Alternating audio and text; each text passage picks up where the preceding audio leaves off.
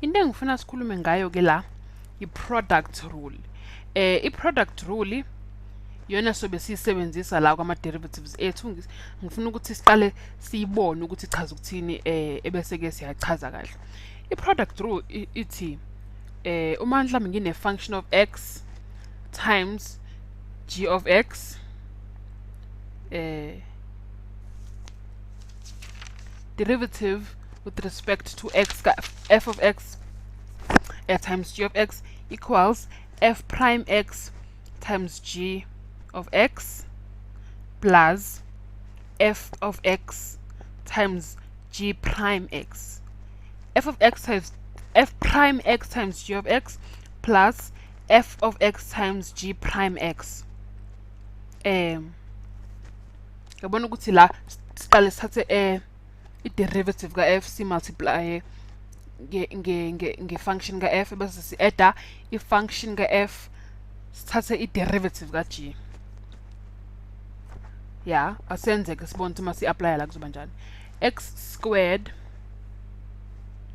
times sin x, x squared times sin x, derivative with respect to x ka x squared sin x, x squared sin x. Sizobona ukuthi u-x squared wethu lo uzoba u-f of x, x squared equals f of x, ebese u-g of x, g of x equals sin x, equals sin x, g of x equals sin x. Ebese kuma si-apply i-power rule yethu sizothi f of x, f prime x wethu u-2x, ebese g prime x wethu u-cosine x. Siyazi ukuthi derivative ka sin x u-cosine x, cosine x. Asifake ke la kwi-power rule yethu sibone sophuma nani.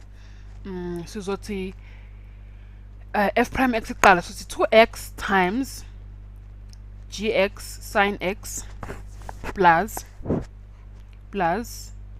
x squared times cosine x times cosine x.